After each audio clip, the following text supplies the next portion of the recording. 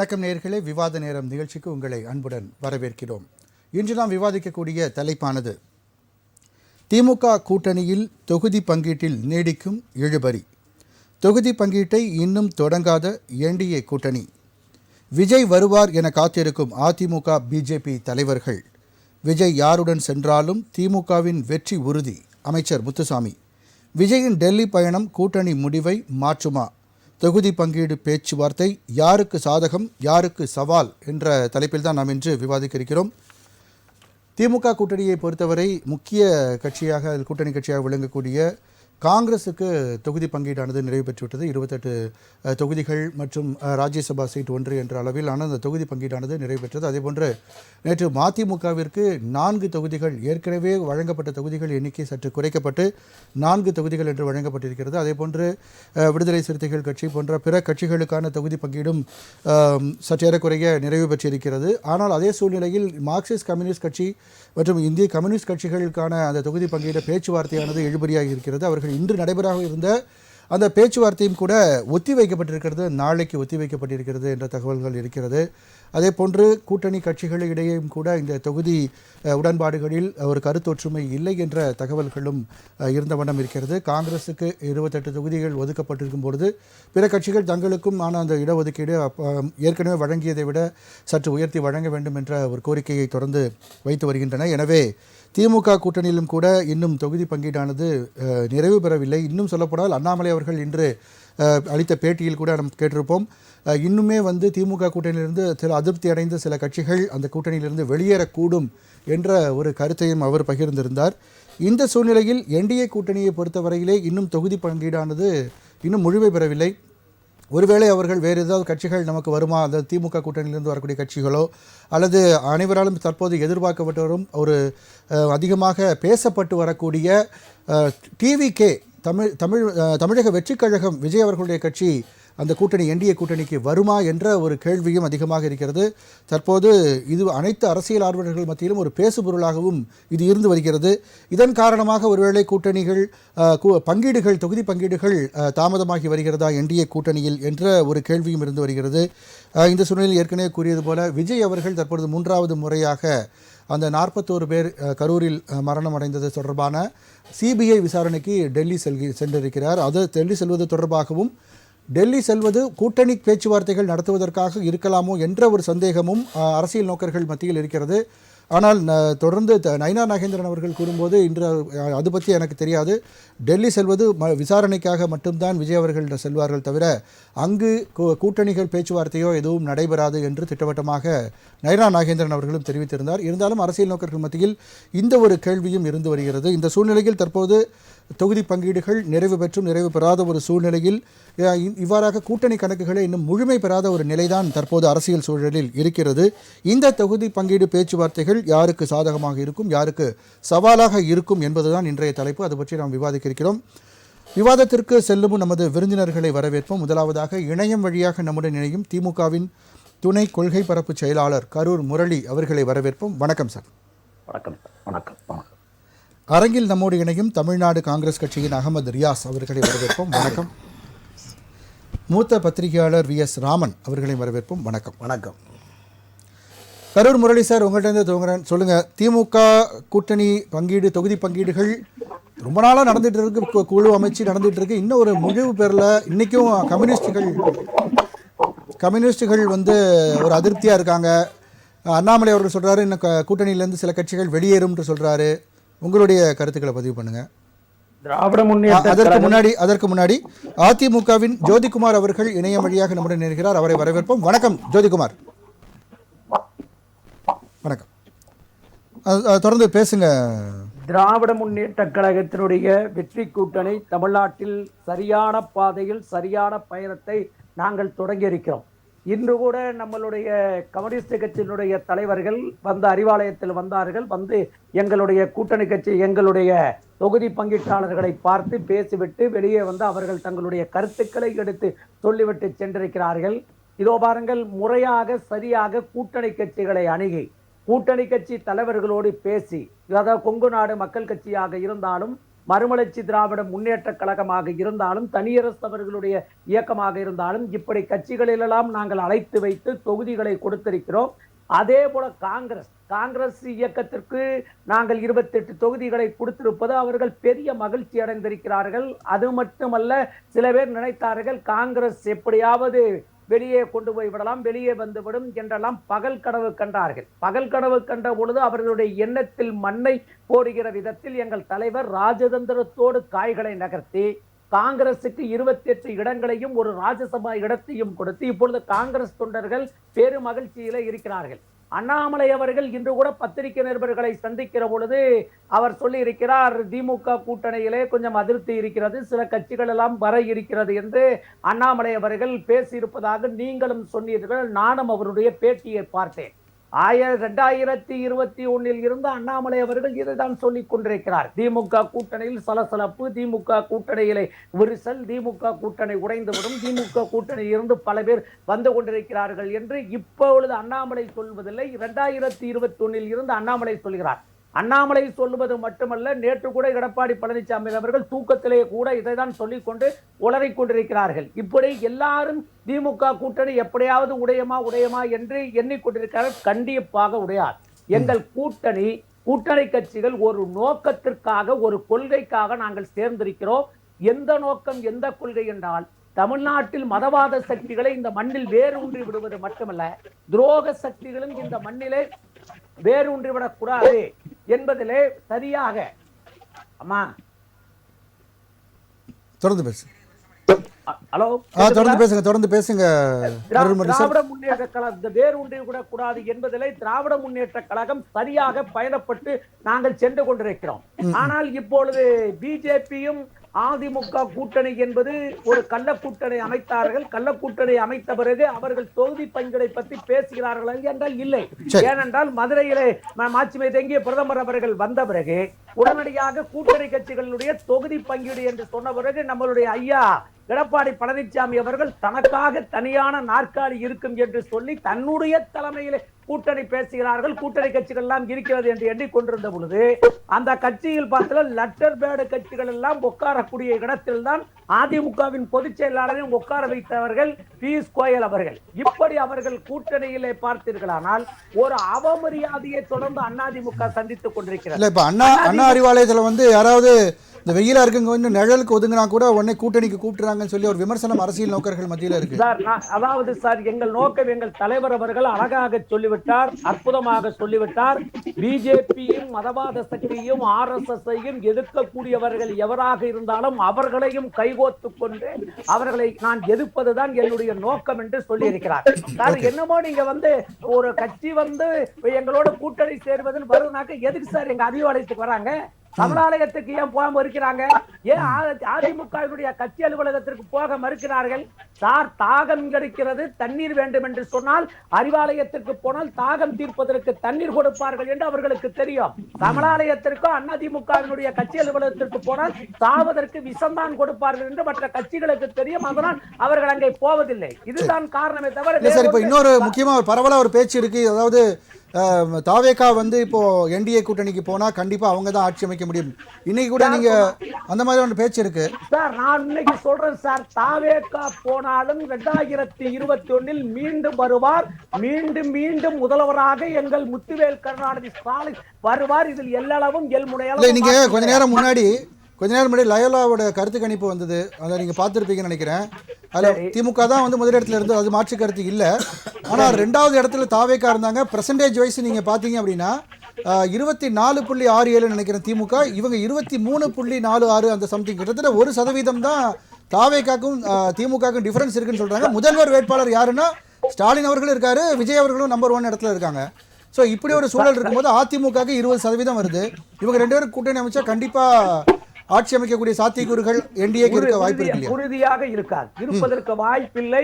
பிஜேபியோடு பிஜேபியோடும் எடப்பாடி பழனிசாமியோடும் விஜய் கைகோர்த்து கொண்டால் கண்ணை மூடிக்கொண்டு அவர் கடலில் விழுவதற்கு சமம் என்பது நாட்டு மக்களுக்கு தெரியும். அதன் பிறகு கருத்து கணிப்பை பார்த்தீர்களானால் இன்னும் மோசமாக இருக்கும். எத்தனை பேர் கூட்டணி சேர்ந்தாலும் நாங்க ஜெயிப்போம் சார். லயோனா கருத்து கணிப்பு எங்க சார் எடுத்தாங்க, எப்படி எடுத்தாங்க சொல்லுங்க. எங்க கிராமத்தில் போய் எடுத்தாங்க. இன்னும் 4 பேர்த்த எடுத்த 4 இளைஞர்களை எடுத்திருப்பாங்க. இளைஞர்களை ஒரு 10 இளைஞர்கள் எடுத்திருந்தாக்கா 6 பேர் தளபதியை சொல்லியிருப்பாங்க, 4 பேர் விஜயை சொல்லியிருப்பாங்க. இந்த கருத்து கணிப்பு எல்லாம் ஒண்ணும் கிடையாது. இந்த கருத்து கணிப்பு ஒண்ணுதான் சார், அவரும் தளபதி தான் சார். எங்க 10 தளபதி ஒரிஜினல் தளபதி எங்க தளபதி சார். போருக்கு போனவர், போர்க்களத்தை சந்தித்தவர், பகைவர்களை வீழ்த்தியவர், பகைமுகத்திலே சந்தித்து வெற்றி வாகை சூடி வந்த தளபதி எங்க தளபதி ஸ்டாலின் தான். மித்தவங்களா எங்களுக்கு தளபதி எல்லாம் கிடையாது. கண்டிப்பா சார், ஒரே தளபதி தான், ஒரு எம்ஜிஆர் தான், ஒரு கலைஞர் தான், ஒரு தளபதி முத்துவேல் கருணாநிதி ஸ்டாலின் தான். சரி, ரைட், மறுபடியும் பேசலாம் சார். ஜோதிகுமார், அதாவது நீங்க அவங்களா கூட்டணி கட்சிகள்ல அதாவது பேச்சுவார்த்தைகள் தொகுதி பங்கீடு ஆரம்பிச்சுட்டாங்க. நீங்க இன்னும் பெருசா தொடங்கவே இல்லையே. என்டிஏ கூட்டணி அப்படியே இழுபறியாவே இருந்துட்டு இருக்கு. என்ன காரணத்துக்காக வெயிட் பண்ணிட்டு இருக்கீங்க? உலகெங்கும் இருக்கும் ராஜ் டிவி நேயர்களுக்கு மாலை நேரத்து வணக்கத்தை தெரிவித்துக் கொள்கிறேன். ஒரு சகோதரர் கூறியது போல அவர் தளபதி தான், இல்லைன்னு எல்லாம் சொல்லல. முதல்ல அவர் தான் தளபதி. தலையில முடி இல்ல, அதனால அவர் தளபதி பேர் வச்சுக்கினாரு. அது தப்பு. இது தனிமத விமர்சனம்னா இதெல்லாம் தவறான ஒரு தகவல். விமர்சனங்கள் கொஞ்சம் விமர்சனங்கள் நீங்க கடுமையா வச்சீங்கன்னா நான் கடுமையா இருப்பேன். தலையில எங்க தளபதிக்கு முடியலனாக்க மண்டையில மூளையில எடப்பாடி பழனிசாமி. இதுதான் தேவையில்லாத பேச்சுக்கள் வரும்போது இந்த மாதிரியான கருத்துக்கள் வரும். அவருடைய செய்கைகள் பற்றி விமர்சனம் பண்ணலாம், தனிப்பட்ட நபர் பத்தி விமர்சனம் பண்ணாதீங்க சார். முதல்ல நீங்க நாகரிகமா வார்த்தைகளை சொல்லிதான் நாங்களும் நாகரிகமா பேசுறோம். நீங்க கொஞ்சம் முன்னாடி என்ன சொன்னீங்க? ஆளவே தகுதியற்றவர்கள் நீங்க சொல்றீங்க. இல்ல, அதுதான் சார், அது ஆள தகுதி இல்லை, தகுதி இருக்கு. நீங்களும் பதிலுக்கு சொல்லுங்க. மு.க. ஸ்டாலின் அவர்களுக்கு அது மாதிரி இல்லைன்னு சொல்லுங்க. அதை விட்டுட்டு தனிப்பட்ட முறையில நீங்க தாக்குதல் பண்ணக்கூடாது. இருங்க சார், நான் என்னுடைய கருத்தை பதிவு பண்றேன். அண்ணா திராவிட முன்னேற்ற கழகத்தினுடைய தலைமையிலான என்டிஏ கூட்டணி எனக்கு சிறப்பான வகையில ஏற்கனவே நீங்க இதே டிபேட்ல நான் குறைஞ்சது 50 டிபேட் நீங்க பேசியிருப்பீங்க. ஒரு அண்ணன் பேசிக்கிறாரு. அவர் லாஸ்ட் முறை பேசும்போது தகவல் சொன்னாரு. இன்னைக்கு அண்ணா திராவிட முன்னேற்ற கழகத்துக்கு எந்த ஒரு கூட்டணியும் வரல. 4 ஒரு மேனி பொழுது ஒரு ஒன்றா இழுபறியா இருக்காங்க. எங்களுடைய திமுக கூட்டணியில அதிகமான மக்கள் இருக்காங்க. நாங்கெல்லாம் ஒரு நிலையோட உறுதியோடு இருக்க அப்படின்னு அண்ணனே சொல்லியிருந்தாரு. லாஸ்ட் பதிவு பண்ணியிருந்தாரு. இன்னைக்கு பாத்தீங்கன்னா என்டிஏ கூட்டணியில 4 ஒரு மேனி பொழுது ஒரு வண்ணமா தமிழகத்தில் திராவிட கழகத்தை வீட்டுக்கு அனுப்ப யாரெல்லாம் துடித்துக் கொண்டிருக்காங்களோ, எந்தெந்த கழகங்கள் எல்லாம் துடித்துக் கொண்டிருக்கிறதோ, எந்தெந்த இயக்கங்கள் துடித்துக் கொண்டிருக்கிறதோ. திராவிட கழகம் அரசியல் இல்ல சார். அவங்க பகுத்தறிவு சமூக சிந்தனை உள்ளவங்க. திராவிட கழகம் இல்ல, திமுக சொல்றேன். திமுக ரைட். திமுக திராவிட கட்சி திமுக. அதாவது அந்த திமுகவை வீட்டுக்கு அனுப்பணும் எந்தெந்த அரசியல் சிந்தனையாளர்கள். அதிமுக திராவிட கட்சி தான் சார். கொஞ்சம் ஞாபகப்படுத்த வேண்டியதா இருக்கு. நாங்க அண்ணா திராவிட முன்னேற்ற கழகம் சார். நீங்க கேளுங்க. அண்ணா திராவிட முன்னேற்ற கழகம் எங்களுடைய கழகத்தை துவக்கி வைத்தவர் புரட்சித் தலைவர் கருண் முரளி. கொஞ்சம் அமைதியா இருங்க. முதல் சுற்று கருத்து முடிச்சுக்கிட்டோம். நான் ரெண்டாவது பேசுறேன்.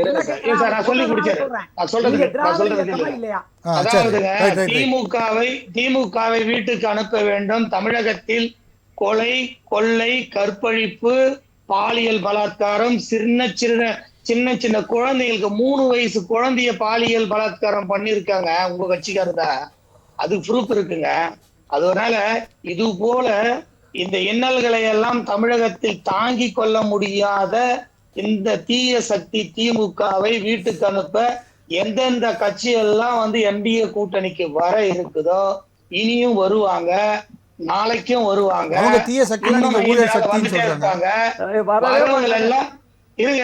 வரவங்க எல்லாம் நாங்க எங்க என்டிஏ கூட்டணியில தலைமையேற்று இருக்கும் அண்ணா திராவிட முன்னேற்ற கழகத்தினுடைய பொதுச் செயலாளர் அண்ணன் எடப்பாடியாருடைய தலைமையில் நாங்க இன்முகத்தோடு ஏற்றுக்கொள்வோம். ஏற்றுக்கொண்டு திராவிட முன்னேற்ற கழக திமுக ஆட்சியை நாங்க ஒட்டுமொத்த என்டிஏ கூட்டணியினுடைய கொள்கையை, சித்தாந்த கொள்கையை திமுகவை வீட்டுக்கு அனுப்பணும். மக்களுக்கு எதிரான இந்த வீட்டுக்கு அனுப்பணும்னா நீங்க முதல்ல தொகுதியெல்லாம் உடன்பாடு பண்ணணும். யாரு கூட்டணியோட விஷயங்கள் என்ன? இது தொகுதி உடன்பாடு சார், தொகுதி உடன்பாடுன்றது பாருங்க, அது ஒரு 4 நாள்ல பண்ணிடலாங்க. உங்களை பாருங்க, எங்களை நீங்க சொன்னீங்க முன்னாடி என்ன சொன்னீங்க, உங்களுக்குள்ள ஒரு ஒற்றுமை இல்லை, உங்களுக்கு வந்து இன்னும் வந்து நீங்க இந்திய கூட்டணிக்கு யாரும் வரல எல்லாம் சொன்னாங்க. இன்னைக்கு பாத்தீங்களா திமுகவுடைய நிலைப்பாடு என்னன்னு அண்ணனுக்கே தெரியும், அங்க இருக்கிற நெறியாளர்கள் எல்லாருக்குமே தெரியும். காங்கிரஸ், உங்க கூடவே இருந்த காங்கிரஸ் ஒரு நிலைப்பாடு அற்ற தலைமையில் தான் இன்னைக்கு வந்து காங்கிரஸ் உங்க கூட இருக்காங்க. அவங்க மகிழ்ச்சியா இருக்காங்க, காங்கிரஸ் தொண்டர்கள் மகிழ்ச்சியா இருக்காங்கன்னு சொல்றாங்க. மகிழ்ச்சியோட வரலைங்க, ஏதோ ஒரு வேண்டாம் வெறுப்பா வந்திருக்காங்க. ஆனா ஒரு நிலைப்பாடு தன்மையோடு இல்ல, அது தெரியுதுங்க. சரி, பிறகு பாருங்க, இனி பாருங்க திருமாவளவன் இருக்காரு. இல்ல இப்ப அண்ணாமலை அவர்கள் சொன்னது மாதிரி திமுக கூட்டணியில இருந்து வேற சில கட்சிகள் இங்க என்டிஏக்கு வரதுக்கு வாய்ப்பு இருக்குன்னு சொல்லி நீங்க நம்புறீங்களா? கண்டிப்பா வந்தா நாங்க வந்து அந்த திமுகவை வீட்டுக்கு அனுப்பணும்னு அவங்க நினைச்சிட்டு எங்களுடைய என்டிஏ கூட்டணிக்கு வந்தா என்டிஏ தலைமை கட்டாயம் ஏற்றுக்கொள்ளும். எங்களுடைய ஒரே கொள்கை எதிரி, அரசியல் எதிரி, எங்களுக்கு ஒரே ஒரு மக்கள் எதிரி. மக்களுடைய தீய சக்தி திமுகவை வீட்டுக்கு அனுப்பணும். மக்களுக்கு விடிவு காலம் வரணும். தமிழகத்தில் கொள்ளை குற்றச்சாட்டு, அதே போல குடும்ப அரசியல் இல்லாத ஒரு ஆட்சி தமிழகத்துக்கு வேணும்ட்டு தமிழக மக்கள் நினைக்கிறாங்க. நான் சொல்லல, தமிழக மக்கள் நினைக்கிறாங்க. இன்னைக்கு பாருங்க, 10ஆம் கிளாஸ்ல இனி எக்ஸாம் நடந்ததுக்கு +2 மாணவர்கள் தமிழ்நாட்டிலேயே வந்து 7000 பிள்ளைகள் பள்ளிக்கூடம் படிக்கிற 7000 பிள்ளைகள் வந்து பள்ளிக்கூடத்துக்கு போறீங்க. காரணம் என்னன்னா கஞ்சா. இந்த கஞ்சா வந்து தலைவிரித்து ஆடுதுங்க, போதை வந்து தலைவிரித்து ஆடுது. தமிழகத்துல இது வரைக்கும் வரலாற்றிலே இல்லாத மிகப்பெரிய ஒரு அட்டிமையும் அநியாயம் கஞ்சா இன்னைக்கு தமிழ்நாட்டுல வந்து தலைவிரித்து ஆடுது. இதை ஒடுக்க திராணியற்ற திமுக ஆட்சி வெளியே போகணும். அப்படி போனாதான் எத்தனை தாய்மார்கள் வயிறு எரியுதாங்க தெரியுங்களா? 7000 பிள்ளைகளுங்க தமிழ்நாடு பப்ளிக் எக்ஸாம் எழுத முடியலைங்க. இந்த நிலைமை மாறணும்னா ஆட்சி மாறணும். இந்த நிலைமை மாறணும்னா ஆட்சி மாறணும். பெண்களுக்கு பாதுகாப்பு இல்ல சார். 3 வயசு சிறுமிய பாலியல் பலாத்காரம் எந்த ஆட்சியில சார் நடந்திருக்கு? நீங்க சொல்லுங்க. தமிழகத்துல இப்ப இன்னைக்கு பாருங்க, இந்த அம்மா போயிட்டு ஸ்டாலின் ஐயாவுடைய தங்கையார் வந்து போயிட்டு ஏற்கனவே அந்த நாடாளுமன்ற தொகுதியுடைய பொறுப்பாளர், அவங்க நாடாளுமன்ற உறுப்பினர், ஏற்கனவே நீங்க ஒரு வெளி மாநிலத்துல ஒரு பிரச்சனை நடந்து மெழுகுவத்தி ஏற்றி போராடினீங்க. உங்க தொகுதியில உங்களால வந்து இப்ப நிரூபியான ஒரு பாப்பா ஒண்ணு பள்ளிக்கூடம் படிக்கிற குழந்தைக்கு உங்களால பாதுகாப்பு கொடுக்க முடிஞ்சதா? சட்டம் ஒழுங்கு யார் கையில இருக்கு? முதலமைச்சர் கையில இருக்கு சட்டம் ஒழுங்கு. முதலமைச்சர் நடைஞ்சா ஓவர் நைட்ல வந்து எல்லாத்தையும் ஒடுக்கலாங்க. கண்டிப்பா ஜோதிகுமார், துப்பு இல்லாத திராணியற்ற திமுக அரசை வீட்டுக்கு அனுப்பணும்னு தமிழக மக்கள் மொத்தம் தெளிவா இருக்காங்க. சரி, பொறுத்திருந்து பார்ப்போம் சார், நம்ம தொடர்ந்து பேசலாம். திரு அகமது ரியாஸ், காங்கிரஸ் வந்து கொஞ்சம் அதிருப்தியோட தான் அந்த கூட்டணியில் நீடிக்கிறாங்க அப்படின்னு ஜோதிகுமார் சொல்றாரு. ஒட்டுமொத்தமாக அந்த திமுக கூட்டணியோடைய அந்த தொகுதி பங்கீடுகள் பற்றியும் உங்களுடைய முதல் சுற்று கருத்துக்கள். காங்கிரஸ் அதிருப்தியோடு பயணிக்குதுன்னு சொல்லிட்டு ஜோதிகுமார் அண்ணன்கிட்ட யாராவது சொன்னாங்களான்னு தெரியல.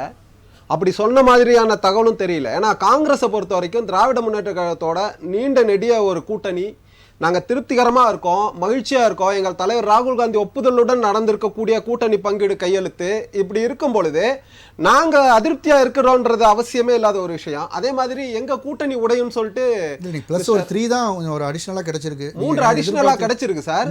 எங்களுடைய கட்சி வளர்ச்சி பாதையை நோக்கி பயணிக்கிறதுக்கான ஒரு மிகப்பெரிய உதாரணம் அது. அப்படி இருக்கும்போது நாங்கள் 3 தொகுதிகள் எங்களுக்கு அடிஷ்னலாக கிடைச்சிருக்கு. அதில் எந்த மாற்று கருத்து இல்லை. நாங்கள் இணக்கமாக இருக்கோம், சந்தோஷமா இருக்கோம். எங்களுடைய கூட்டணி வந்து இழுபறியா இருந்ததுன்னு சொல்றாங்க. இழுபறின்றதுக்கு இங்க வேலையே இல்லைங்க. கிட்டத்தட்ட ஆல்மோஸ்ட் 90% அலையன்ஸை நாங்க முடிச்சிட்டோம். முத்தமிழறிஞர் கலைஞர் அவர்களுடைய மகனார் தெளிவா பண்ணியிருக்காங்க. கிரீஷ் தொடங்கர் வந்து அவர் அதிருப்தியில தான் இருந்தார். அதாவது கூட்டணி பங்கீடுகள் பேச்சுவார்த்தை நடக்கும் பொழுது சின்ன சின்ன அதிருப்திகள் சலசலப்புகள் இருப்பது சகஜம். இது எல்லாருக்கும் உண்டானதுதான். எங்களுக்கு அதிகமான சீட்டு வேணும்னு கேட்கிறோம், இல்ல கம்மியா தான் கொடுக்க முடியும். இப்ப தேமுதிக உள்ள வந்திருக்காங்க. இழுபறியே இல்லை அப்படின்னு நம்ம சொல்ல முடியாது. இழுபறி இல்ல சார், இழுபறின்றதுக்கு நம்ம இங்க வேலையே இல்லை சார். ஏன்னா ஆரம்பிக்கவே செய்யாத ஒரு கட்சி என்டிஏ வந்து ஆரம்பிக்கவே இல்லை, இன்னைக்கு வரைக்கும் கூட்டணி பத்தி ஆரம்பிக்கவே இல்லை. நாங்க ஆரம்பிச்சு 80% முடிச்சிட்டோம். தேமுதிக உள்ள வந்திருக்காங்க, அவங்களுக்கு 6 சீட்டு கொடுத்து ஒரு ராஜ்யசபா கொடுக்கக்கூடிய சூழல் இருக்கு. இதை நாங்க ஈக்குவலைஸ் பண்றதுக்கான வேலைகள்ல இன்னைக்கு எங்க முதற்கட்டமா பேச்சுவார்த்தை நடந்தது, அதுல வந்து ஒரு முடிவு வரல. அதுக்கப்புறம் 2ஆம் கட்ட பேச்சுவார்த்தைகள் இதெல்லாம் வரும்போது அப்போ என்ன 4 கட்ட பேச்சுவார்த்தைகள் கூட நடக்கும். 4 கட்ட பேச்சுவார்த்தைகள் கூட நடக்கும். தேர்தல் தேதி இன்னும் 2 நாள்ல அனௌன்ஸ் பண்ண போறாங்க. இதை பேஸ் பண்ணி நாங்க எப்பவோ நாங்க முடிவு பண்ணி எங்களுடைய கூட்டணியை ஒரு செட்டில் ஆயிட்டோம். நாங்க இன்னைக்கு கூட கம்யூனிஸ்ட்லாம் வந்து சார் கம்யூனிஸ்ட் அவர்களுடைய கருத்தை பகிர்ந்திருக்காங்க சார். இப்போ அவர்களுடைய கருத்தை அவர்களுக்கு பகிர்வதற்கு கூட உரிமை இல்லைன்னா அப்படி சார். நாங்க வந்து வாஷிங் மிஷின் வச்சு நடத்தல, ஊழல்வாதிகள்லாம் எடுத்துட்டு வந்து வாஷிங் மிஷின்ல போட்டு கிளீன் பண்ணி நாங்க உள்ள தூக்கி சேர்த்துக்கிறதுக்கு. அவர்களுடைய கருத்தை பகிர்வதற்கு அவர்களுக்கு சரிசம உரிமை இருக்கு. அந்த கருத்தை பகிர்ந்து இருக்கிறார்கள். 2ஆம் கட்ட பேச்சுவார்த்தையில அது சுமூகமா நிச்சயமா நடக்கும். ஏன்னா திறமையாக கையாள்வதில் தமிழக முதல்வர் கை தேர்ந்தவர் என்பதில் எந்த மாற்று கருத்து இல்லை. தெளிவாக எங்கள் கூட்டணி சிறப்பாக சென்று கொண்டிருக்கிறது. எங்கள் கூட்டணி பங்கீட்டுல ஒன்றும் பிரச்சனை இல்லை. அண்ணாமலை அவர்கள் 20,000 புத்தகம் படிச்ச கதையா எங்க கூட்டணியில இருந்து ஒருத்தர் வருன்றாங்க. 20,000 புத்தகங்கள் படித்தது எந்த அளவிற்கு உண்மையோ அந்த அளவிற்கு அவர் நினைத்து கொண்டு இருக்கக்கூடிய கனவும் பலிக்காது என்பது நிதர்சனமான உண்மை. சார் சொல்லுங்க, 20,000 புத்தகம் படித்திருக்க வாய்ப்பு இருக்கா? புத்தகத்தின் தலைப்பை கூட படித்திருக்க முடியாது. அவர் சொல்லக்கூடிய ஒரு விஷயத்தெல்லாம் நம்ம பொருட்டாவே எடுத்துக்க தேவையில்லை. கடந்து செல்லக்கூடிய ஒரு சில வார்த்தைகள் இருக்கிறது, ஒரு சிலருடைய பேட்டிகளை நம்ம கடந்து தான் செல்லணும். அதை உற்று நோக்கி கவனித்து ஆராயக்கூடிய அளவிற்கு அவரிடம் ஏதாவது விஷயம் இருக்கானா? ஒண்ணுமே இல்லை. இதுதான் நிதர்சனம். என்டிஏ கூட்டணி வந்து பெருசா ஒரு முழு பெறல. அதனுடைய இன்னைக்கு எல்லா கட்சிகளும் எங்களை நோக்கி வருவாங்க அப்படின்ற ஒரு கருத்தையும் ஜோதிகுமார் சொல்றாரு. சார் அண்ணன் வந்து கனவு காணட்டும் சார். ஏன்னா கலாம் அவர் அப்துல் கலாம் ஐயா அவர்கள் என்ன சொல்லியிருக்காங்க, கனவு காணுங்கன்னு சொல்லியிருக்காங்க. தேர்தல் வரைக்கும் கனவு கண்டுட்டு இருந்தாங்கன்னா எதிர்கட்சி வரிசையில கூட உட்கார முடியாது. கனவு மட்டும் கண்டுகிட்டே இருக்கட்டும். விஜய் அவர்கள் வருவார்கள் என்ற ஒரு முன்னெடுப்பை வைத்துதான் அவர்கள் சொல்றான்றது எனக்கு தெரியுது. தெளிவா சொல்றேன். போன முறை தமிழக மக்கள் 20% மட்டுமே பாஜகவை ஆதரித்தார்கள். எப்படின்னு பார்த்தோம்னா 20 தொகுதிகளில் போட்டிட்டாங்க, 4 தொகுதிகள் மட்டுமே வெற்றி பெற முடிந்தது. 16 தொகுதிகளில் பலத்த தோல்வி அடைந்தார்கள். அதிமுகவை பொறுத்த வரைக்கும் நீங்க பாத்தீங்கன்னா 179 இடங்கள்ல போட்டிட்டு 66 இடங்கள்ல வெற்றி பெற்று 36% அவர்கள் பாஸ் ஆயிட்டாங்க.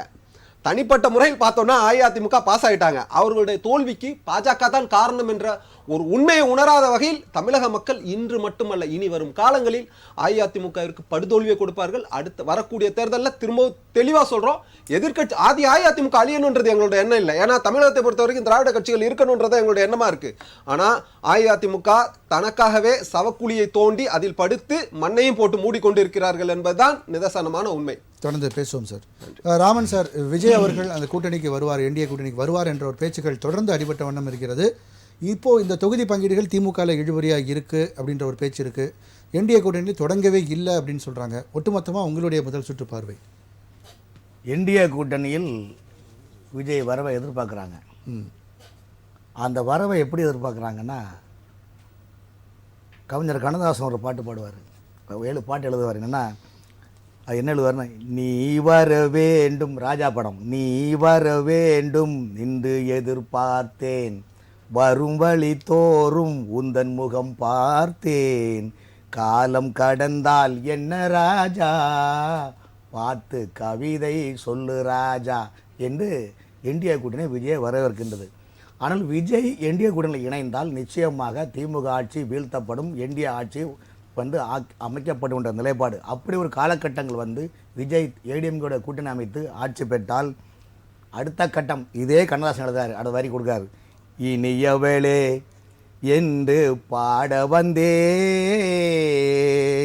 இனி அவள்தான் என்று ஆகிவிட்டேன், இன்பமெல்லாம் ஏந்தி வரும் இளமை கொண்டவள் விஜய், விஜய் இளமை கொண்டவள், இன்பமெல்லாம் ஏந்தி வரும் இளமை கொண்டவள் என்ற நிலைப்பாடு போல் அவர் விஜய்னு சொல்லுவார். ஆகவே அது செல்லமா கூப்பிடாங்களா, ஒரே உங்களுக்கு எல்லாருமே எல்லா வீட்டையும் புனைப்பேர் இருக்கின்றது. அதில் இந்த மாதிரி சந்தோஷ நிகழ்ச்சிக்கு செல்லமாக கூப்பிடுவாங்க. ஸோ அதே போல் வந்து நிலைமை என்டிஏ கூட்டணி. ஆனால் திமுக நிலைமை என்னவென்றால், அவர்கள் என்ன நினைக்கிறார்கள், விஜய் அவர்களிடம் ஆர்சியின வாக்குகள் அதிகமாக உள்ளது. ஆகவே விஜய் என்டிஏ கூட்டணியில் சென்றால் நாம தான் சிறுபாய் மக்களின் பாதுகாவல்னு சொல்கிறோமே, அப்போ சிறுபாய் மக்களுடைய வாக்குகள், அந்த ஆர்சியின மக்களுடைய வாக்குகள் நமக்கு கிடைக்கும் என்று திமுக பகல் கனவு காணுகின்றன. இன்னைக்கு கேரளா மாநிலத்தில் கம்யூனிஸ்ட் ஆதரவு பெற்ற ஒரு தினசரி பத்திரிகை அவங்களே ஒரு சர்வே என்ன போட்டிருக்காங்கன்னா, கேரளா மாநிலத்தில் 144 சட்டமன்ற தொகுதியில் பாஜக 16 சீட்லேருந்து 22 சீட்டு வரையும் கைப்பற்றுன்னு நாங்கள் சொல்ல கேரளாவில் கம்யூனிஸ்ட் கட்சி ஆதரவான பத்திரிகை சர்வே கொடுத்து வெளியே போயிட்டுருக்குது. ஸோ இது ஒரு நிலைமை. ஆகவே இதுவரைக்கும் தமிழ்நாட்டில் வந்து சிறுபான்மை மக்களுக்கு திமுக பாதுகாவலன் என்று சொல்வதெல்லாம் போய் இப்போது தேசம் முழுவதுமான இதில் வந்து மக்கள் சிறுபான்மை மக்களும் பாஜகவை ஆதரிக்கின்றார்கள். இந்த நிலைமையை வைத்துக்கொள்ளுங்க. இன்னைக்கு அண்ணன் கரூர் முரளி என்ன சொல்கிறாரு, எங்களுடைய கூட்டணி சரியான பாதையில் போடுகின்றன, கீழே விழுந்தாலும் மீசையில மண்ணொட்டலுங்கன்னு கரூர் முரளி என்ன மாதிரி அப்பட்டமான பொய் சொல்கிறாரு. ஏங்க காங்கிரஸ் கட்சி கேசி வேணுகோபால் என்ன சொன்னார் உங்களுக்கு தெரியும். விடுதலை சிறுத்தை மனசுக்குள்ள எவ்வளோ புழுக்கத்தில் இருக்கிறாங்க தெரியும். அவர் சொல்கிறத பார்த்தா எப்படின்னா இதே கடாசம் வரியன்னு சொல்கிறேன். சொர்க்கத்தில் கட்டப்பட்ட தொட்டில் ஏழை துன்பத்தில் ஆடுதடா இங்கே என்று அங்கே என்னென்ன பிரச்சனைகள் ஓடுதுன்னு. ஆனால் திமுகவுடைய நிலைமை என்னவென்றால் ஆட்சி அவரிடம் உள்ளது, அரசு இயந்திரங்கள் அவர்கள் உள்ளது, மற்ற எப்படி விட்டமின் பாவும் அவரிடம் உள்ளது. இந்த மூன்றும் ஒருங்கிணைத்து எல்லோரையும் அழைத்து தென் மண்டலத்தில் 3 முறை விட்டமின் பாவை கொஞ்சம் எக்ஸ்பிளைன் பண்ணுங்க சார்.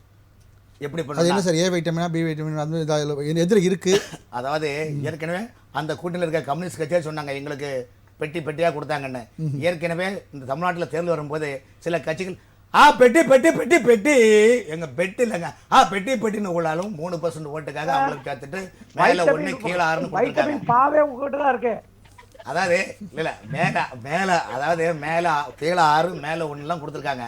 ஆகவே திமுகவுடைய கற்பனை என்னவென்றால் நாம எப்படியா வெற்றி பெற வேண்டும் என்று மூத்த சீனியர் ஐஎஸ் அதிகாரிகளை முடுக்கி விடுகின்றார்கள்.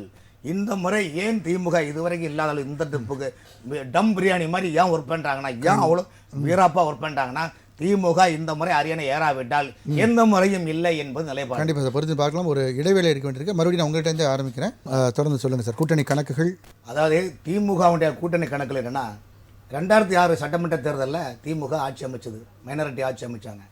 ஆனால் அன்னைக்கு மதுரையிலேருந்து கன்னியாகுமரி வரைக்கும் மூக்க அழகிரியுடைய படம் பெட்டிக்கடையில் வரையும் வச்சாதான் கடை நடத்த முடியும் என்ற நிலைப்பாடு இருந்தது. 10 ஆண்டுகள் கழித்து இப்போ திமுக ஆட்சி வந்திருக்குது. மூக்க அழகிரி என்ற பிம்பம் எல்லாமே அந்த கட்சி ஒரு இதாகி அவங்களுக்குள்ள செட்டில்மெண்ட் ஆகி எல்லாம் போயிட்டாங்க. இப்போ தென் மாவட்டத்தில் மாவட்டங்களுக்கு பார்த்தீங்கன்னா திமுகவுக்கு கோலச்சு நிற்கக்கூடிய ஆட்கள் அங்கே கிடையாது. அந்த இடத்துல பயன்படுத்திய ஒரு கருவி துருப்பு சீட்டியாருன்னா ஓபிஎஸ். அப்போ ஓபிஎஸ் அதிமுகவில் ஜெயலலிதாவில் அடையாளம் காணப்பட்டவர். இவரிடம் ஒரு சமூக ஓட்டு இருக்கின்றன, அவர் சார்ந்த சமூக ஓட்டுகள் இருக்கின்றன. ஆகவே இவருக்கு ஒரு தென் மாவட்டத்தில் ஒரு பொறுப்பை கொடுத்து காரையும் கொடுத்து சுற்றினீங்கன்னா அது ஒரு கட்டமைப்பாக உருவாக்கும் என்பது நிலைப்பாடு. காரணம் என்றால் இன்னைக்கு உதயநிதி அவர்களை 2026 முதலமைச்சர் ஆகாவிட்டால் இனிமேல் எப்போ ஆக்க முடியாது. காரணம் கலைஞர் இருக்கின்ற போது தமிழ்நாட்டில் ஆட்சி திமுக, டெல்லிக்கு மருமகன் முரசொலிமாறன் எப்படியோ அதே போல் தமிழ்நாட்டில் உதயநிதி முதலமைச்சர், டெல்லிக்கு சபரீசன், அங்கும் மருமகன் இங்கும் மருமகன் என்ற நிலைப்பாடு திமுகவுடைய கட்டமைப்பு. சார், இப்போ முதலமைச்சர் பிரதமர் வந்த அந்த கூட்டத்தில் வந்து நம்ம எடப்பாடி பழனிசாமி அவர்கள் பேச நீங்கள் வந்து கேட்டிருந்திருப்பீங்க. அதாவது வந்து நாங்கள் முன்னாடி பிரிஞ்சிருந்தோம்னு சொன்னாங்க. இப்போ டிடிவி தினகரன் போன்ற உள்ளிட்டோர் எங்கள் கூட்டணிக்கு வந்திருக்காங்க, அதனால் நாங்கள் வெற்றி பெறுவோம் அப்படின்னு. அது அருமையான ஒரு கேள்வி. இவர்கள் அதிமுக பொறுத்தவரையும் இன்னைக்கு கள நிலவரம் எதுன்னா, ஏன்னா அது நான் காமனாக சொல்கிறேன், கள நிலவரம் என்னவென்றால் அதிமுகவில் ஒவ்வொரு அரசியல் கட்சிக்கும் பிராண்டட் நேம் இருக்குது. பிராண்டடு இப்போ வந்து நீங்கள் பட்டியலின மக்கள் பார்த்தீங்கன்னா திமுகவில் ராசன் சொல்கிறோம், அவர் பிராண்டடு. டிஆர் பாலு பிராண்டடு. இன்றைக்கி மதுரையில் பதிவுத்துறை அமைச்சர் மூர்த்தி பிராண்டடு. ஸோ இந்த பிராண்டட் லீடர்கள் எப்பவுமே இன்னொரு கட்சி மாறும்போது அந்த கட்சியுடைய பொலிவுகளை இழந்துடும். அந்த அடிப்படையில் பார்க்கும்போது அதிமுகவில் செங்கோட்டையன், தேசிடி பிரபாகரன், ஓபிஎஸ், மனோஜ் பாண்டியன் ஒரு கட்சியுடைய பிராண்டடு. ஸோ இவங்க வெளியே போயிட்டாங்க. இப்போ வெளியே போயிட்டு இருக்கும்போது என்ன அதிமுகவுடைய பிராண்டட் என்ன கட்சிக்கு போய் சொல்லு அதிமுக ரெட்டையில 2 பிராண்டு தான் அங்கே இருக்குது. ஸோ இந்த பிராண்டை வச்சுக்கிட்டு வாக்குகள் கிடைக்கும் என்பதை நீங்கள் பெருசாக எதிர்பார்க்க முடியாது. அந்த நிலைமையில் தான் டெல்லி பாஜக ஐபி மூலம் ரிப்போர்ட் என்ன சொல்லுதுன்னா விஜய் வந்தால்தான் கூட்டணியை ஸ்ட்ராங் பண்ண முடியும். அந்த நிலைமையில் இங்கே திமுக இரட்டை இலக்கின்னு வாக்காளர்கள் இப்போ கம்மியாயிட்டாங்கன்றீங்க. இரட்டை இலக்கி இருக்குது சார். ஆனால் அந்த கலகலப்பு அந்த பொலிவை ஏற்படுத்தக்கூடிய அந்த சில தலைவர்கள் அங்கே இல்லை. அந்த முகமாக இருந்தவர்கள் அந்த ஃபேஸ் வேல்யூ இருக்கு சார். ஒவ்வொருத்தரும் ஃபேஸ் வேல்யூ. இப்போ விஜய் கண்டு ஏன் எல்லாரும் பயப்படுறோம்? ஃபேஸ் வேல்யூ தான். இந்தியா கூட்டணி விஜய் வந்தால் நமக்கு பிரச்சனை இல்லப்பான்னு சொல்லுது. அதே விஜய் கண்டு திமுக ஏன் பயப்படுறா? ஒரு ஸ்டார் நடிகர், போகுமிடமெல்லாம் கூட்டம் வருகின்றது. அதுக்கு உதாரணம் கரூர்லேயே பாருங்க, அண்ணன் கரூர் முரளிக்க ஊரில் எவ்வளோ பெரிய பிரச்சனை ஆச்சுன்னு தெரியும்.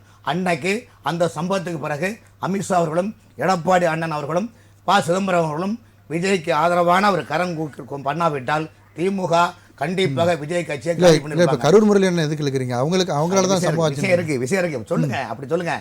இந்த தேர்தலில் தமிழ்நாட்டில் இப்போ நடக்கக்கூடிய தேர்தலில் திமுக வெற்றி கனியாக பறிக்கக்கூடியவர் கரூர் அதிபர் தான்.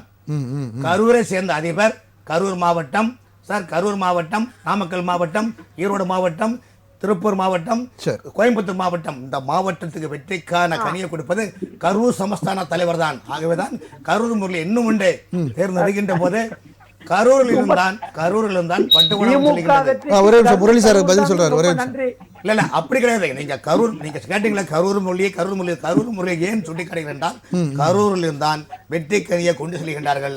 நீங்கள் வெற்றி கனியை கொண்டு செல்லும் பொழுது தேர்தல் நேரத்தில் பழையும் ஸ்கூடு ஒன்றும் இருக்கும் என்பதை நீங்கள் மறந்து விடாதீர்கள்.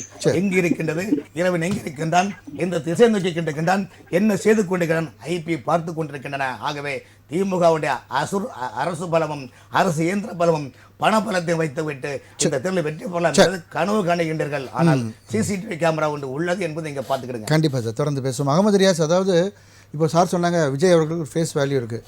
அந்த ஃபேஸ் வேல்யூ அல்லது அவருடைய கூட்டணிக்கு நீங்கள் போயிடுவோம் அப்படின்றத ஒரு த்ரெட்டனிங் பண்ணி தான் அந்த எக்ஸ்ட்ரா அந்த 3 சீட்டும் ஒரு ராஜ்யசபா சீட்டும் நீங்கள் வாங்கியிருக்கீங்கன்ற ஒரு பேச்சு தொடர்ந்து அரசியல் நோக்கர்கள் மத்தியில் இருக்குது. அதை பற்றி உங்களோட நெகோசியேஷன் வேல்யூவாக நீங்கள் அவரை யூஸ் பண்ணியிருக்கீங்க சார். இந்த மாதிரியான கருத்துக்களை யார் வேணால் பகிரலாம், ஆனால் இது உண்மை இல்லை.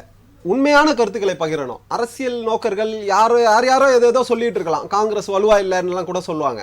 நிச்சயமா எங்களுடைய வலு எங்களுக்கு தெரியும், எங்களோட உயரம் எங்களுக்கு தெரியும். அதன் அடிப்படையில் தான் 3 சீட்டு எங்களுக்கு எக்ஸ்ட்ரா கிடைச்சிருக்கு. 2.5 லட்சம் கிராம கமிட்டி உறுப்பினர்களை சேர்த்து வச்சிருக்கோம் சார். இப்போ சேர்த்து எல்லாருக்கும் நாங்கள் கொடுத்துட்டு இருக்கோம், டிஸ்ட்ரிபியூட் பண்ணிட்டு இருக்கோம். நேற்று திருவள்ளூர்ல பண்ணாங்க, ஒவ்வொரு பகுதியில் பண்ணிட்டு இருக்கோம். இப்படி இருக்கும்போது இது தேவையில்லாத ஒரு இப்போ ஏற்கனவே மாவட்ட செயலாளர்கள்லாம் விஜய் கட்சிக்கு போகணும் அப்படின்ற தேவைக்காக போகணும்னு சொல்லிட்டு இருந்ததா தகவல்கள் அங்கங்கே இருந்தது. இன்னைக்கு இந்த கூட்டணி அமைஞ்சா கூட மாவட்ட செயலாளர்கள் அல்லது முக்கிய தலைவர்கள்லாம் சில பேர் சொன்னது உங்களுக்கு தெரியும். பிரவீன் சக்கரவர்த்தி உட்பட இங்கே மாணிக் தாக்கூர் உட்பட பல பேரும் சொல்லியிருந்தாங்க. ஆனால் இப்போ என்னன்னா ஒருவேளை இல்லை நான் என்ன கேட்குறேன், கேள்வி மட்டும் நான் சொல்லியிருந்தேன், கேள்வி மட்டும் முடிச்சிடுறேன். அதாவது இப்போ சப்போஸ் இப்போ இந்த கூட்டணி அமைஞ்சிடுச்சு, வாக்கு சேகரிக்க நீங்கள் போகிறீங்க அப்படின்னா ஒரு ஃபுல் ஃப்ளெஜ்டாக காங்கிரஸ் தொண்டர்கள் அவங்களுக்கு ஒர்க் பண்ணுவாங்களா? உதாரணத்துக்கு மாணிக் தாக்கூருடைய ஆதரவாளர்கள்லாம் இப்போ காங்கிரஸ் கட்சிக்காக ஒர்க் பண்ணுவாங்களா? அவங்களுக்கு கொஞ்சம் அதிருப்தியில் இருப்பாங்க இல்லையா? மாணிக் தாக்கூர் அண்ணன் இன்னைக்கு காலையில போட்ட பதிவுல ஒன்றிணைந்து சிறப்பாக செயல்படணும்னு போட்டாங்க. அவருடைய ஆதரவாளர்களுக்கான பதிவாக கூட அதை எடுத்துக்கொள்ளலாம். நீங்க சொன்ன மாதிரி உதாரணத்துக்காக அவர் ஒருத்தர் சொன்னா இந்த மாதிரி சில அதிருப்தியாளர்கள் இருக்க வாய்ப்பு இருக்கு. அவங்க எல்லாரும் அதிருப்திகள் ஏற்படாமல்லாம் இல்ல சார், ஏற்பட்டு இருக்கலாம். அந்த அதிருப்திகளை சரி செய்வது சாதாரண விஷயம் தான். காங்கிரஸ் கட்சியை பொறுத்த வரைக்கும் தலைவர் ராகுல் காந்தி அவர்களும் எங்கள் தமிழ்நாடு மாநில தலைவர் செல்வபெருந்தகண்ணன் அவர்கள் என்ன கூறுகிறார்களோ அதை கண்களை மூடிக்கொண்டு கண்டிப்பாக கேட்டு அதன் பிரகாரம் செயல்படுவதற்கு நாங்கள் எப்போதும் தயாரா இருக்கோம் சார். இது எங்களுடைய நிலைப்பாடு. நாங்க கூட்டணி அமைந்தவுடன் கூட்டணிக்கு துரோகம் செய்தவர்கள் காங்கிரஸ்காரர்கள் என்றுமே கிடையாது. இன்னைக்கு காங்கிரஸுக்காக 28 தொகுதிகளில் நிச்சயமா கூட்டணி கட்சிகள் அனைத்து முளைக்கிறார்கள் என்று சொன்னால் மீதம் இருக்கக்கூடிய அனைத்து தொகுதிகளிலும் காங்கிரஸ் தொண்டர்கள் நிச்சயமாக உழைப்போம், எங்களுடைய உயிரை கொடுத்து உழைப்போம். கண்டிப்பா சார். 5 மாநில தேர்தல் நடக்குது அப்படின்னா அதிலே கிட்டத்தட்ட 3 மாநிலங்கள்ல நீங்க இந்தியா கூட்டணி ஒன்றா இருக்கா அப்படின்றது ஒரு கேள்விக்குரிய. இப்போ கேரளாவில் என்ன நிலைப்பாடாக இருக்கும், வெஸ்ட் பெங்காலில் என்ன நிலைப்பாடாக இருக்கும்? வெஸ்ட் பெங்காலில் மம்தா பானர்ஜி அவருடைய திரிணாமுல் காங்கிரஸுக்குமே அடிக்கடி கொஞ்சம் பிரச்சனைகள் நடந்துகிட்ருக்கு. இன்றைக்கி கூட நம்ம செய்திகள்லாம் பார்த்தோம். ஸோ அதே மாதிரி கேரளாவில் என்ன நடக்கும், பாண்டிச்சேரியில் என்ன நடக்கும்ன்ற மாதிரியான கேள்வி. கிட்டத்தட்ட 3 தொகுதிகளில் 3 மாநிலங்களில் இந்த மாதிரியான வேறுபாடுகள் இருக்குது. ஸோ இதெல்லாம் மக்கள் மத்தியில் ஒரு பேசுபொருளாக தான் அதிருப்தி ஏற்படுத்தார். ஒரே ஒரு விஷயம் தான் சார், கேரளாவை பொறுத்த வரைக்கும் கம்யூனிஸ்டா காங்கிரஸான்றது மட்டும்தான் போட்டியே. இப்போ அண்ணன் கூட சொல்லும்போது சொன்னாங்க 16 இடத்துல பாஜக ஜெயிக்குன்ற மாதிரி ஒரு கருத்து கணிப்பை வெளியிட்டு இருக்காங்கன்னு சொன்னாங்க. பாஜகவின் ஊடகங்கள் நிறைய இருக்காங்க, அவர்களுடைய கருத்து கணிப்புகள் எங்க வேணா விடலாம். நான் அதிர்ச்சியா பார்த்துட்டு இருந்தேன், அனைத்து தொகுதிகளிலும் பாஜக வெல்லும்னு சொல்லிட்டு ஒரு கருத்து கணிப்பை விட்டுருப்பாங்களான்னு சொல்லிட்டு. நல்ல நேரம் 16 தொகுதின்னு சொல்லிட்டாங்க. அந்த வகையில சந்தோஷம். ஏன்னா அவர்கள் கருத்து கணிப்புகள் கண்ட மணிக்கு விடுறதுதான், அது பிரச்சனை கிடையாது. பட் பாஜகவுக்கு அங்க ரோலே கிடையாது. காங்கிரஸா கம்யூனிஸ்டா என்பது மட்டும்தான். மாத்திருபூமி வெளியிட்டு சார், மாத்திருபூமி வெளியிட்டு இருக்குது. என்டிஏ கூட்டணி 16 முதல் 22 சீட் வரைக்கும் கைப்பற்றணும். மாத்திருபூமி யாருக்கு உள்ளது? கம்யூனிஸ்ட் கட்சி பத்திரிகை உள்ளது. இல்ல நான் சொல்றேன், எல்லாரையும் விலைக்கு வாங்கக்கூடிய சக்தி பாஜக இருக்குன்றதையும் நான் இங்க தெரியப்படுத்த விரும்புறேன். கேரளத்துல விலைக்கு வாங்க முடியுமா?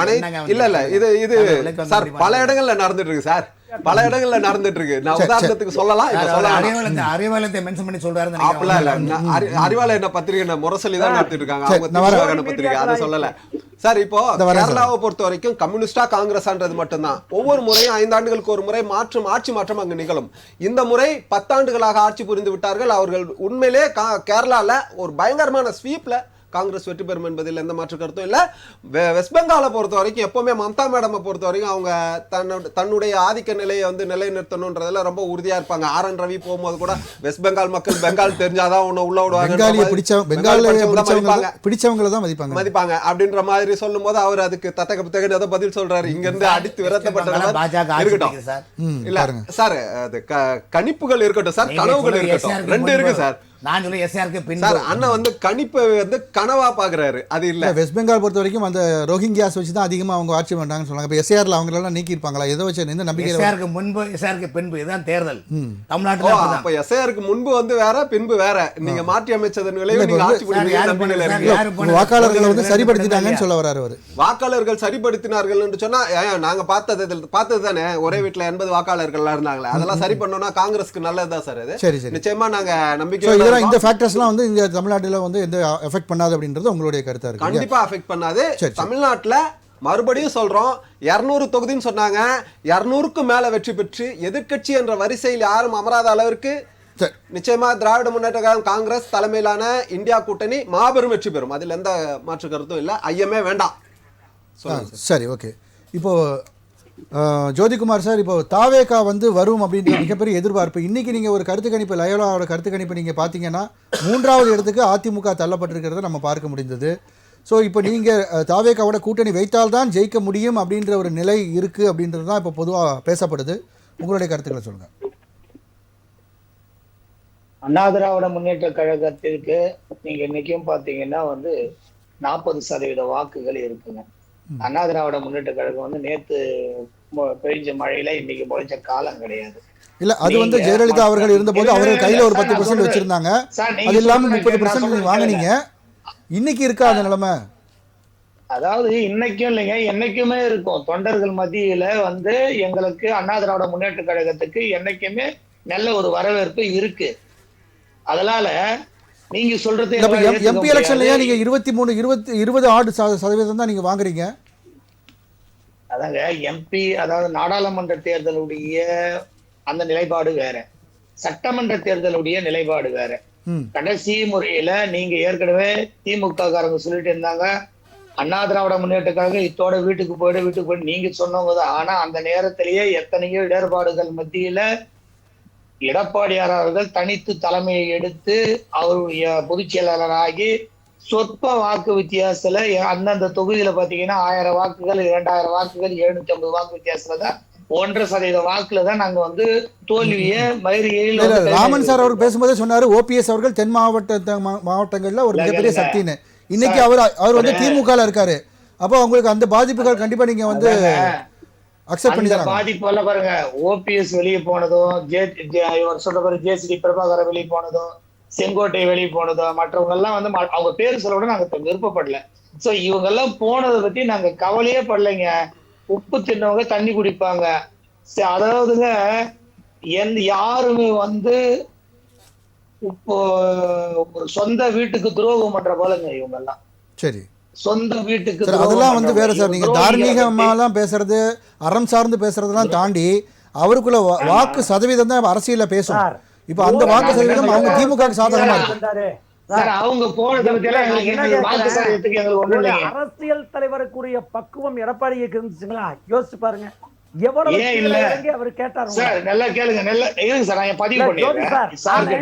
அவர் கேட்கிற கேள்வி, ஓபிஎஸ் அவர்கள் இறங்கி வந்தாரு, எடப்பாடி அவர்கள் அரவணைக்க தவறிவிட்டார் அப்படின்னு சொல்றாங்க.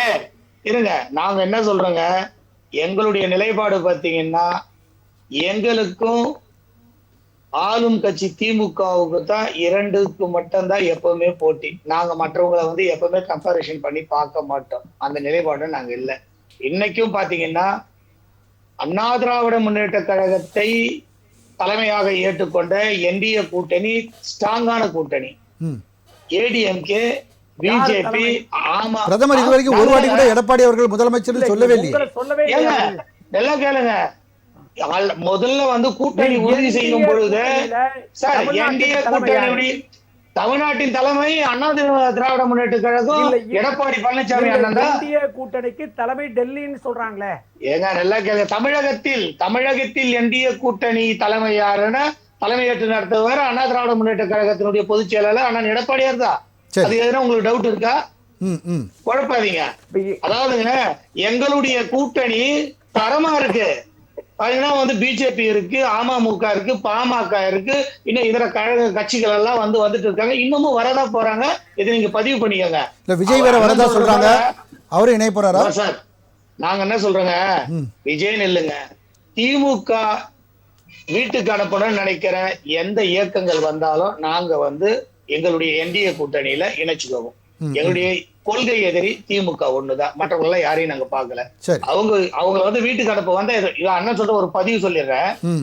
தொண்டர்கள் இன்னைக்கும் பாத்தீங்கன்னா பிஜேபிக்கு 400 வேணி பகுதி ஒரு வண்ணமா தமிழகத்துல அபரிவிதமான வாக்குகள் பெருகிட்டு இருக்கு. அதனாலதான் நாங்க பிஜேபி கூட்டணி வச்சிருக்கோம். காங்கிரஸ் எல்லாம் நீங்க பாத்தீங்கன்னா காங்கிரஸ் இன்னைக்கு திமுக கூட போனது காங்கிரஸ் உடைய தொண்டர்களுக்கே பிடிக்கலைங்க. அப்படி இருக்கும்போது காங்கிரஸ் ஒரு பெருசா பேசிட்டு இருக்காரு. எங்கள் கூட்டணியில் நீங்க சொல்றீங்க என்னைக்கு நீங்க கூட்டணியை உறுதிப்படுத்துவீங்க, சீட்டை என்னைக்கு உறுதிப்படுத்துவீங்க, சீட்டை ஏங்க எங்களுக்கு நாங்க எதுங்க சீட்டை உறுதிப்படுத்தணும்? சீட்டை உறுதிப்படுத்தணும் எங்களுக்கு அவசியமே கிடையாது. அந்தந்த தொகுதி உறுதிப்படுத்தணும். ஏன்னா எங்களுக்கு இருக்கிறவங்க எல்லாம் கொள்கைவாதிகள், கொள்கைவாதி தலைவர்கள். என்டிஏ கூட்டணிகள் எல்லாம் ஆமாங்க திமுக வீட்டுக்கு அனுப்பணும் ஒரு உறுதி கொண்ட கொள்கைகள் இருக்கும். ஆமாங்க மக்களுக்கு எதிரான ஆட்சி. ஐயா மக்களுக்கு எதிரான ஆட்சி. ஐயா இருங்க நல்லா கேளுங்க. நீங்க என்னென்ன பண்ணிக்கிற பாருங்க, குழந்தை பாலியல் பலாத்காரத்தை ஒடுக்கணும் சார். இதெல்லாம் சார் தரமான சாலை இல்ல. ஐயா சொல்றது கேளுங்க ஐயா, அது புளிச்சு அப்ப நீங்களே ஒத்துக்கிறீங்க. உங்க ஆளுகளுக்கு இருக்கு பையன் நீங்களே ஒத்துக்கிறீங்க. நீங்களே உங்க ஆளுங்களுக்கு இருக்கு பையன் ஒத்துக்கிறீங்க. சந்தோஷம் சந்தோஷம் சந்தோஷம் சந்தோஷம். வார்த்தைகள்லாம் கவனமா இருண்ணா. தரமற்ற சாலைகள் இருக்குண்ணா, தரமற்ற சாலைகள் இருக்கு, தரமான குடிநீர் குடியில.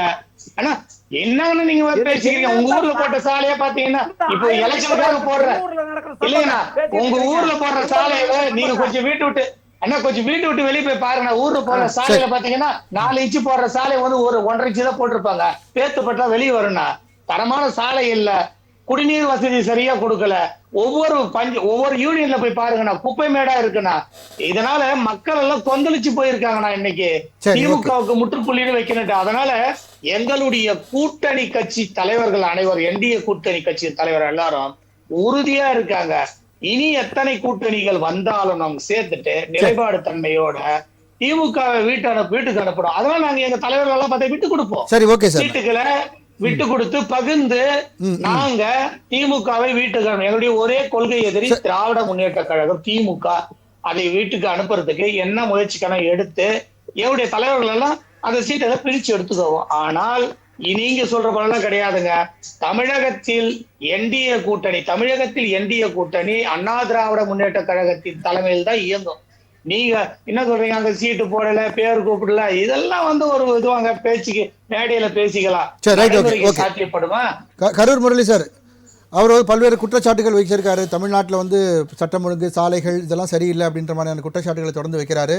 உங்களுடைய பதில் என்ன சார்? அதுக்கு சார், தமிழ்நாட்டில் இதுவரை ஆண்ட முதலமைச்சர்களிலேயே முத்துவேல் கருணாநிதி ஸ்டாலின் அவர்களுடைய ஆட்சி தான் தமிழ்நாட்டினுடைய ஒரு பொற்கால ஆட்சி நடைபெற்றுக் கொண்டிருக்கிறது. இதுல எல்லளவும் எல்முனையளவும் மாற்று கருத்து கிடையாது. நம்மளுடைய தோழர் அதிமுகவை சார்ந்த ஜோதி அவர்கள் பேசுகிற பொழுது குடிநீர் பிரச்சனை இருக்கிறது என்று சொன்னார். முதலில் தெரிந்து கொள்ளுங்கள், தமிழ்நாட்டில் குடிநீர் பிரச்சனைக்கு தலைவர் கலைஞர் ஆட்சி காலத்திலே நாங்கள் முடிவு கட்டி இருக்கிறோம். அது மட்டுமல்ல, இப்பொழுது ஒன்றிய அரசாங்கம் ஜல்ஜீவன் திட்டம் என்று சொல்லப்படுகிற ஒரு திட்டத்தை அறிவித்து இந்தியாவில் இருக்கிற மாநிலங்களிலேயே அந்த திட்டத்தை முறையாக சரியாக நிறைவேற்றிய மாநிலம் தமிழ்நாடு என்று ஒன்றிய அரசாங்கமே எங்களை பாராட்டியிருக்கிறது. அந்த ஜல்ஜீவன் திட்டத்திற்கு நாங்கள் செலவு செய்ய 3112 கோடி ரூபாயை கூட ஒன்றிய அரசாங்கம் விடுவிக்கவில்லை. அதை விடுவிக்க வேண்டும் என்று எங்கள் தலைவர் கேட்டிருக்கிறார். இந்த செய்தி உண்மையா இல்லையா என்பதை ஐயா ராமர் அவர்களை கேட்டுக்கொள்ளுங்கள். ஜல்ஜீவன் திட்டத்தை திமுக நிறைவேற்றிருக்கிறதா இல்லையா என்பதை அவரே ஒத்துக்கொள்வார். அதன் பிறகு சொல்லுகிறார் ஜோதி தலைமை ஏற்கிறார்கள் என்று. யார் தலைமை ஏற்கிறார் தமிழ்நாட்டில்? நான் என்ன கேட்கிறேன், திமுக கூட்டணிக்கு தலைமை ஏற்கிறவர் தளபதி ஸ்டாலின். எங்கள் தலைவர் இருக்கின்ற அறிவாலயத்தை நோக்கிதான் கூட்டணி கட்சியாக இருக்கிற காங்கிரஸ் கட்சி கூட்டணி பேசுவதற்கு வருகிறது.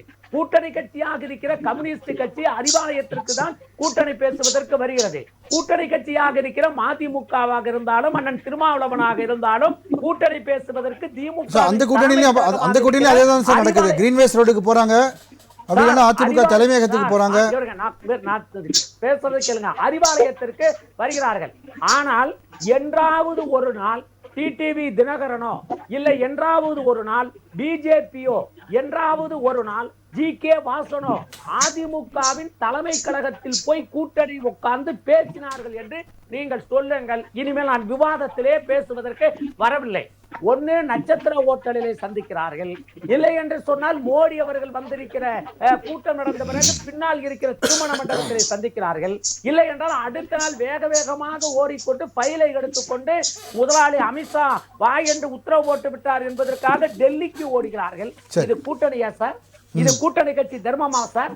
நீங்க தலைமை ஏற்கிற நான் ஜோதியுடைய மனச்சாட்சியை தொட்டு சொல்லுங்கள். ஜெயலலிதா இருக்கிறவரை உங்கள் கூட்டணி இப்படிதான் நீங்கள் பேசினீர்கள். சரி சார், இன்னைக்கு கருணாநிதி சார் ஒரே கேள்வி, விஜய் அவர்களுக்கு டெல்லி பயணம் வந்து கண்டிப்பா இந்த கூட்டணியை உறுதிப்படுத்துமா அப்படின்ற ஒரு கேள்வி இருக்கு. அதை பத்தி உங்களுடைய கருத்து? நீங்க முதல்ல என்கிட்ட கேள்வி கேட்கறீங்க, நானே சொல்லணும்னு நினைக்கிறேன். உளவுத்துறை ஒரு ரிப்போர்ட் தந்ததாக நீங்க சொன்னீங்க, நான் பார்த்தேன். அது உண்மையா பொய்யான்னு எனக்கு தெரியாது. அந்த உளவுத்துறை தகவல் சரியாக இருக்குமானால் எடப்பாடி பழனிசாமி தமிழ்நாட்டில் அவர்கள் கூட்டணியில் முதலமைச்சர் வேட்பாளர் கிடையாது.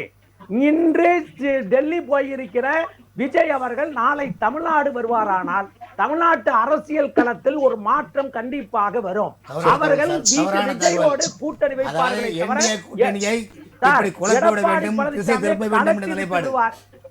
ராமர்னா எடப்பாடி பழனிசாமியே கூட்டணியில் இருப்பாரா என்பது சந்தேகம். ஏனென்று கேட்டால் இது 23% இருக்கிற எடப்பாடியை காட்டிலும் தளபதி ஸ்டாலினை காட்டிலும் 1% தானே குறைவா இருக்குது விஜய். ஏன் விஜய நம்ம கையில பிடிக்க கூடாதா அப்படின்னு ராமரே பேசுறாரு சார்.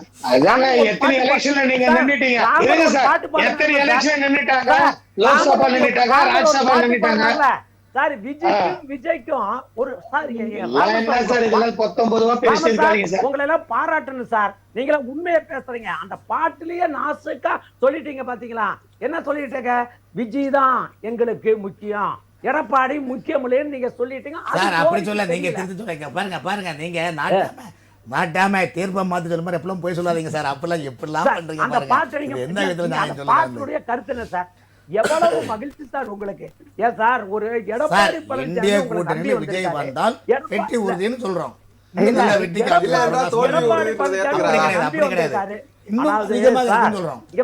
ஒன்னு நெறியாளர் சார், இந்த ஊடகத்தின் வாயிலாக ஒன்று நான் சொல்லுகிறேன். விதை விதைத்தவன் விதை எருப்பான், வினை விதைத்தவன் வினை எருப்பான். அதே போலதான் இந்த நாட்டில் வந்து சூதையும் பாதையும் துரோகத்தையும் அரசியல் களத்தில் விதைத்திருக்கிற எடப்பாடி பழனிசாமி அதை தான் அறுவடை செய்வார். எல்லா அளவும் மாற்று கருத்து கிடையாது சார். நான் என்ன கேட்கிறேன், ஒரு தலைவர் அரசியல்ல வந்து ஜெயலலிதா அம்மையார காளிமுத்து விமர்சனம் பண்றதை காட்டு வேற யாராச்சும் விமர்சனம் பண்ணிருப்பாங்களா சார்? நெறியாளர் சார் கேக்குதுங்களா? கேக்குது சார், சொல்லுங்க. நான் அரசியல்ல ஜெயலலிதாவை காளிமுத்து விமர்சனம் பண்ணதை காட்டுல வேற யாராச்சும் விமர்சனம் பண்ணிருப்பாங்களா சார்? அந்த காளிமுத்த பக்கத்துல வச்சு ஒரு கட்சியை நடத்தினவங்க சார் ஜெயலலிதா. அதாவது ஒருங்கிணைக்க வந்து அவர் தவறிட்டாருன்றது உங்க கருத்தை நான் புரிஞ்சுக்கிறேன்.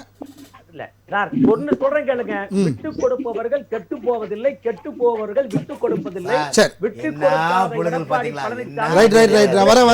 மறுபடியும் நான் வரேன் சார், நேரம் குறைவா இருக்கு. நான் மறுபடியும் வரேன் கரூர் முரளி சார். ராமன் சார், அதாவது இப்போ ஒரு முக்கியமான தகவல் சொல்றாரு விஜய், ஒரு உளவுத்துறை தகவல் அப்படின்னு சொல்றா. அப்படி ஒரு பெரிய தமிழகத்தில் அரசியல் மாற்றம் வருன்றாரு. உங்களுடைய கருத்தை சொல்லுங்க சார். நல்லா புரிஞ்சுருங்க சார். இந்தியா கூட்டணி ஆட்சி அமைக்கும். டெல்லி போயிருக்கிற இன்னைக்கு விஜய், நாளைக்கு வந்தாருன்னா ஆட்சி அமைக்கும். அதே நேரத்தில் விஜய் வந்தால் அதிகமாக பொலிவாக இருக்கு என்பது நிலைப்பாடு. சரி, அப்படி இருக்கும் போது உங்க ஆர்குமெண்ட்டுக்கு வரேன். அமைச்சர் முத்துசாமி என்ன சொல்றாரு? விஜய் என்டிஏ போனாலும் கூட, விஜய் என்டிஏ கட்சியில் போனாலும் கூட நாங்கள் வெற்றி பெறும் சொல்றாங்களா? அப்ப இது உங்களுக்கு நம்பிக்கை என்றால் அதுவும் வெற்றிகளுக்கான இல்லை நம்பிக்கை சார், தான். விஜயோடைய இன்னைக்கு டெல்லி பயணம் என்டிஏ கூட்டணியில் மாற்றத்தை ஏற்படுத்துமா? உங்களுக்கு நிறைவு கருத்தை சொல்லுங்க சார். சார் அவரு கேஸ் சம்பந்தமா போயிருக்காரு. சரி, நீங்க அரசியலுக்கு எதுக்கும் சிண்டு போட்டு விட்டீங்களே, கரூர் முரளிக்கு பேசுறது உங்க பேச்சுக்கும் பெரிய வித்தியாசமா ஒண்ணு இல்லையே. அவரும் சொல்றது நீங்க சொல்றீங்க. நாங்க வந்து உள்ள இருந்து சொல்றீங்க. மக்கள் சொல்றது, அரசியல் நோக்கர்கள் சொல்றதை நம்ம வந்து பேச. சார் அவர்கள் வழக்கு சம்பந்தமா போயிருக்காங்க. அரசியலுக்கு எதுக்கும் சம்பந்தம் கிடையாது. சார் சுருக்கமா முடியுங்க. விஜய் அவர்கள் இந்த கூட்டணியில் வந்தால் வெற்றி பெறுவது நிச்சயம். நன்றி நன்றி. அகமது ரியாஸ், உங்களுடைய நிறைவு கருத்து இந்த கூட்டணி தொகுதி பங்கீடுகள் பற்றி. தொகுதி பங்கீடுகள் சிறப்பாக முடிஞ்சிருச்சு சார். இப்போ விஜய் அவர்கள் போனதன் வெளிப்பாடு நம்ம இப்ப தெளிவா ஒரு விஷயத்தை புரிஞ்சுக்கிட்டோம் அப்படின்னா, உங்களுக்கு மட்டும் மத்த கட்சிகள் இல்ல, தமிழ்நாட்டை பொறுத்த வரைக்கும் சார், தமிழ்நாட்டை பொறுத்த வரைக்கும் பாஜகவுடன் விஜய் அவர்கள் செல்வாரா என்ற ஒரு மிகப்பெரிய கேள்வி இருக்கு. 100% செல்ல மாட்டார் என்ற நம்பிக்கை தொண்டர்களிடையே இருக்கிறது. மாவட்ட செயலாளர் ஏதோ சொல்லியிருக்காங்க அப்படின்ற மாதிரி சொல்றாங்க. ஆனா உண்மையை சொல்லணும்னா 80% தொண்டர்கள் தமிழகத்தில் பாஜகவுடன் விஜய் அவர்கள் கூட்டணி செல்வதை விரும்ப மாட்டார்கள் என்பது உண்மையான கருத்து. லயோலாவுடைய கருத்து கணிப்பு பாஜகவுடன் விஜய் சேர்ந்ததற்கு பிறகு இல்ல, விஜய் சேருவாரா என்பதே ஒரு கேள்விக்குறியான ஒரு விஷயமா இருக்கு. சேர்ந்தார் என்றால் 10% கூட தமிழக மக்கள் வந்து தாவேக்காவோட போவீங்கன்ற மாதிரியான ஒரு அதிகமான தாவேக்காவோட போவன்ற ஒரு பேச்சு இருந்ததை ஒழிய, தமிழகத்தில் இருக்கக்கூடிய ஏதோ ஒரு தலைவரோ இல்ல எங்களுடைய தேசிய தலைவர்களோ யாராவது தாவேக்காவுடன் கூட்டணி பேச்சுவார்த்தை நடத்தினார்கள் என்பதற்கு ஒரு சாட்சி சொல்லுங்க. பிரவீன் சக்கரவர்த்தி என்ன பொறுப்புல இருக்கார் சார்? இல்ல அவர் இல்ல, எனக்கு தெரியல சார். ராகுல் காந்திக்கு நெருங்கிய ஒரு ராகுல் காந்திக்கு நெருங்கிய என்ன சார்? ராகுல் காந்தி சொல்லிதான் இவர் போனாருன்ற மாதிரியான சாட்சிகள் ஏதாவது? கிரீஷோடங்கர் உட்பட பலரும் கூட கிரீஷோடங்கர்லாம் போகல சார், போகல, பேசல. தாவேக்கா சார் சொன்னதே என்னன்னா, தாவேக்காவிற்கு எங்களுடைய பலம் தெரியும் தான் சொன்னாரு. அதுல எந்த ஒரு தவறான கருத்தும் இல்ல. எல்லாருக்குமே தெரியும், அஇஅதிமுகவும் தெரியும், எல்லாருக்குமே எங்களுடைய பலம் தெரியும். ஓகே சார், நிறைவான கருத்தா சொல்லிடுறோம் சார். எப்பவுமே சரி, ஒரு கட்சி வந்து எதிர்கட்சியுடைய பலவீனத்தின் அடிப்படையில நாங்கள் பலம் பெறுவோம்னு நினைக்க கூடாது. நம்மளுடைய பலம் என்ன, நாம செய்த சாதனைகள் என்ன, அவர்கள் என்ன செய்திருக்கிறார்கள் என்பது குறித்து தான் போகணும் ஒழிய. இப்போ அண்ணன் சொன்னாங்க, ஒரே ஒரு கருத்தை மட்டும் சொல்லி முடிச்சிடறேன். அதிபர்னு சொன்னாங்க. எனக்கு அதிபர்னு ஒண்ணு எனக்கு யாருமே ஞாபகம் வரல. கரூர் அதிபர்னாங்க. எனக்கு தெரிஞ்சு நீலாங்கரையில் ஒரு அதிபர் இருக்காரு. பெட்டின்னு ஒண்ணு எனக்கு ஞாபகம் வந்தது. தைலாபுரமும் இப்ப இருக்கக்கூடிய பனையூர் தான் ஞாபகம் வருது. சொல்லிடுறேன், இது மட்டும் தான் ஞாபகம் வருது, மற்ற எதுவும் ஞாபகம் வர்ற மாதிரி தெரியல. இன்னொரு விஷயம் என்னன்னா சார், எப்பவுமே சரி சார், குற்றம் நடக்காத மாநிலங்கள் எதுவுமே கிடையாது. சகோதரர் ஜோதி சொன்னது மாதிரி குற்றம் நடக்காத மாநிலங்கள் எதுவுமே கிடையாது. ஆனால் குற்றவாளிகளுக்கு அடைக்கலம் கொடுத்த, ஆதரவு கொடுத்த பாஜக அரசு இங்க இல்ல. இங்க தமிழக அரசு குற்றவாளி, நேத்து கூட குற்றவாளிகளை கண்டுபிடிச்சிருக்காங்க சார். மதுராந்தகம் பக்கத்துல ஒரு பெண்ணை வந்து கூட்டு போயிட்டு பாலியல் துன்புறுத்தல் பண்ணியிருக்காங்க. அந்த குற்றவாளிகள் கைது செய்யப்பட்டு இன்னைக்கு சிறையில் இருக்காங்க. இதுதான் சார், இது மாதிரி குற்றம் நடக்காத மாநிலங்கள் கிடையாது. குற்றவாளிகளுக்கு தண்டனை உண்டு. பல்கிஸ் பானுக்கு குற்றவாளிகளுக்கு விடுதலை அளித்த மாநிலம் தமிழகம் அல்ல என்பதை தெளிவாக கூறிக்கொள்கிறேன். ஜோதிகுமார், நிறைவு கருத்து ஒரே வரியில சொல்லுங்க. அந்த கூட்டணி கணக்குகள் எப்படி போயிட்டு இருக்கு? நிறைவு கருத்து ஒரே வரியில. எங்களுடைய கூட்டணி என்டிஏ கூட்டணி வலுவாக இருக்கிறது. எங்கள் இன்னைக்கு வரைக்கும் வந்து என்டிஏ கூட்டணியை எதிர்பார்த்து வரவங்களை வந்து நாங்க இன்முகத்தோடு வரவேற்போம். கண்டிப்பா. திமுக மட்டும் தான் எங்களுடைய கொள்கை எதிரி, தமிழகத்தின் மக்களுடைய எதிரி. அவங்க திமுகவை வீட்டுக்கு அனுப்ப எந்தெல்லாம் கூட்டணிகள் வருதோ அவரை நாங்க வந்து சிகப்பு கம்பளம் விரித்து வரோம். நன்றி நன்றி நன்றி. கரூர் முறை உங்களுடைய நிறைவு கருத்து சுருக்கமா ஒரே வரியில.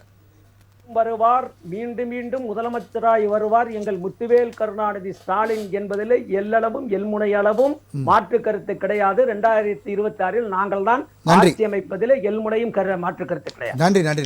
நம்முடன் விவாதத்தில் பங்கு பெற்ற விருந்தினர்கள் அனைவருக்கும் நன்றி. மீண்டும் ஒரு விவாத நேரம் நிகழ்ச்சியில் சந்திப்போம் நேயர்களே. நன்றி, வணக்கம்.